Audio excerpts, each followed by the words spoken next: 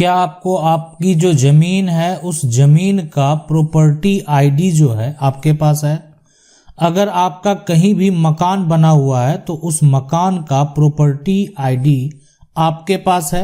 या अगर कोई जमीन जो है अभी आप खरीदे हैं, जमीन की रजिस्ट्री हो गई है, लेकिन क्या आपके पास जमीन का प्रॉपर्टी आईडी आपको प्राप्त हुआ? आप जो जमीन खरीदे उसका प्रॉपर्टी आईडी आपका बना?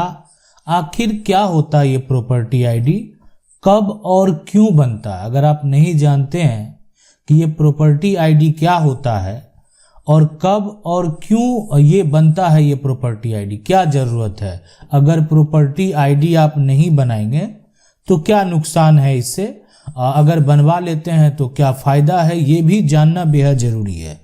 देखें, जमीन और मकान का हर राज्य सरकार के द्वारा, हर राज्य में जो है राज्य सरकार के द्वारा, अगर आपके पास मान लेते हैं जमीन है या आपका कहीं पर मकान है, तो आपको देना होता है टैक्स।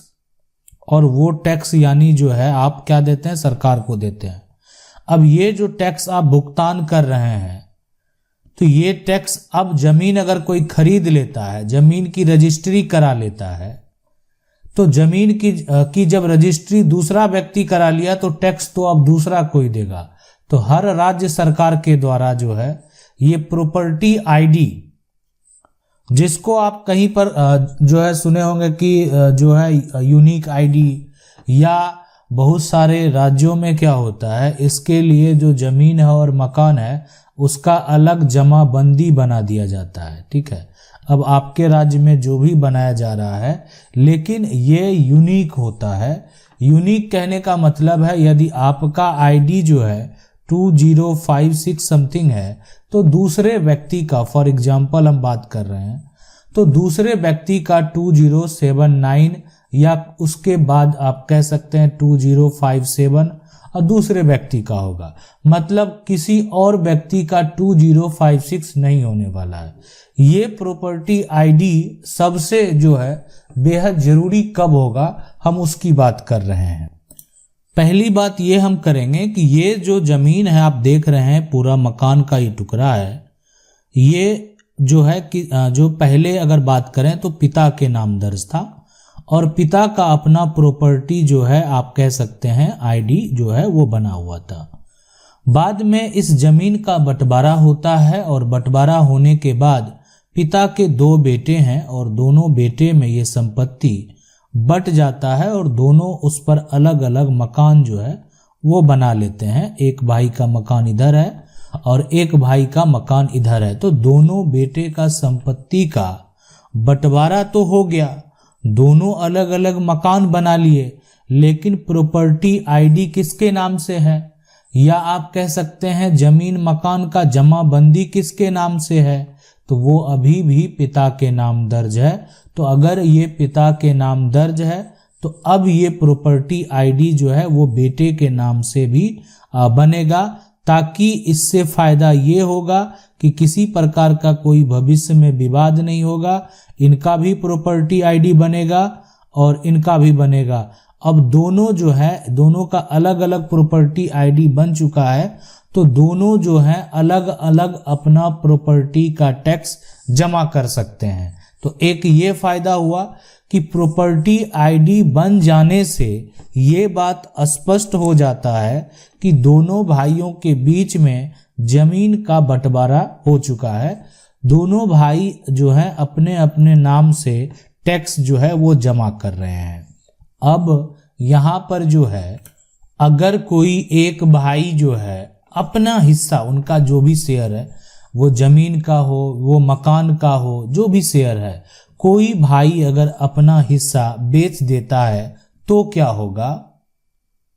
मान लेते हैं ये जमीन का जो टुकड़ा है ये पूरा इस तरह से है, जिसमें 2 भाइयों का ये जो है शेयर है, इसमें से एक भाई अपना कुछ परसेंटेज जो है वो क्या करता है, बेच देता है, यानी इसको क्या किया, यहाँ पर जो है बेच दिया। तो अब ये टुकड़ा बेच दिया, तो अब एक यहाँ पर इस टुकड़े में पहले ये किसके नाम था, पिता के नाम था, बाद में ये दर्ज दोनों भाई के नाम से हो गया। लेकिन उसमें से एक भाई क्या करता है, एक भाई जो है अपना कुछ हिस्सा बेच देता है। तो जो नया खरीदार है ना, जो नया यहाँ पर जो है खरीदार है, तो वो क्या होगा, अब उसके नाम से क्या बनना चाहिए, प्रॉपर्टी आईडी बनना चाहिए। उसके नाम से जो है जमीन का जमाबंदी जो है यहाँ पर बनना चाहिए। तो ये जो है यानी कब बनेगा, जब नया खरीदार जो है यहाँ पर आ गया। तो इसीलिए ये फायदा उनके लिए भी है कि जो मान लेते हैं हाल में प्रॉपर्टी खरीदे हैं और कोई भाई अपना हिस्सा बेच दिया तो जो इनका प्रॉपर्टी आईडी है उसमें से वो प्लॉट कम हो जाएगा, जितना वो बेचे हैं उतना वो उसका जो एरिया है वो कम हो जाएगा।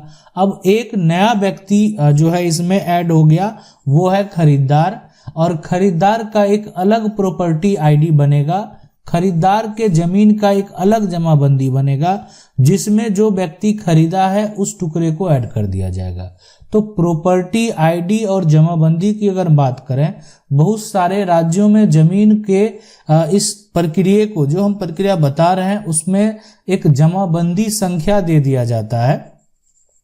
और बहुत सारे ऐसे राज्य हैं जो जहां पर बात करें हरियाणा है, उत्तर प्रदेश है, तो वहां पर जो है आपको प्रॉपर्टी आईडी जो है ये प्रक्रिया अब यहाँ पर शुरू हो चुकी है। आपको जो प्रॉपर्टी है उसका प्रॉपर्टी आईडी आपको प्राप्त होगा। देखें धीरे धीरे आपको लगभग जो है अभी जो आप यहाँ पर देख रहे हैं जमाबंदी, तो ये क्या है, पूरा जो जमीन का प्लॉट का एरिया है या कोई भी अगर मकान का एरिया है, तो बहुत सारे ऐसी योजना है जो मान लेते हैं जो शहरी इलाकों से लेकर ग्रामीण क्षेत्रों तक जो है उसको उस प्रचलन को लाया जाता है। पहले जो है कोई जो शहर है और शहर में लागू करने के बाद धीरे धीरे जो ग्रामीण क्षेत्र है वो आपको देखने को मिलेगा।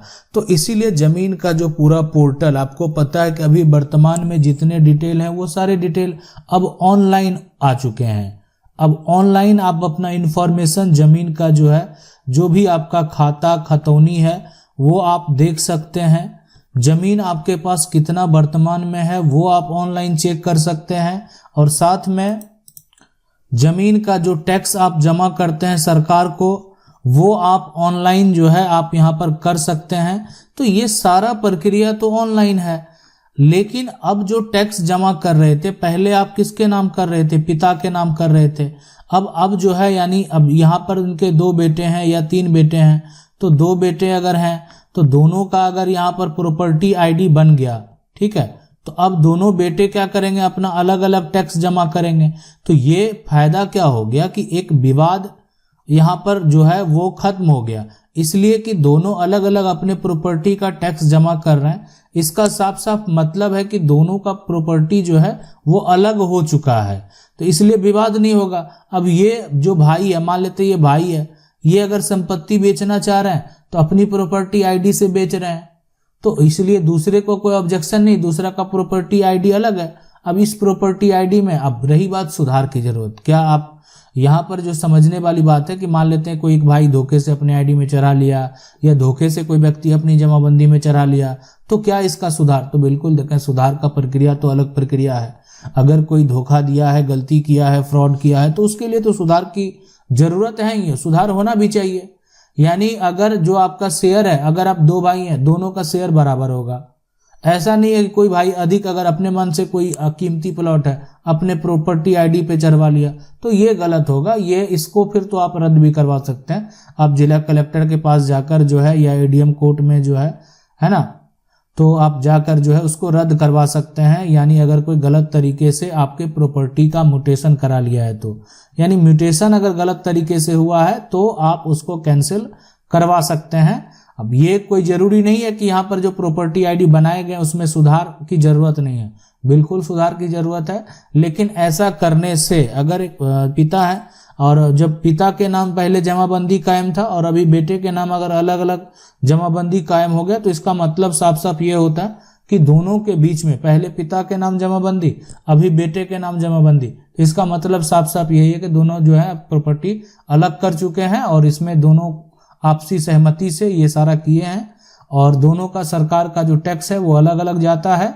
तो एक दूसरे के जो प्रॉपर्टी पर किसी का कोई भी अधिकार नहीं है, वो उनका शेयर हो गया और जो दूसरा भाई है वो उसका शेयर हो गया, तो यहाँ पर किसी प्रकार का कोई समस्या उत्पन्न नहीं होता है। आशा करते हैं वीडियो अच्छा लगा होगा। वीडियो को लाइक जरूर कर दें। चैनल को पहली बार देख रहे हैं, सब्सक्राइब करके जो बेल आइकन है उसको जरूर दबा लें। मिलते हैं अगले वीडियो में, तब तक के लिए जय हिंद।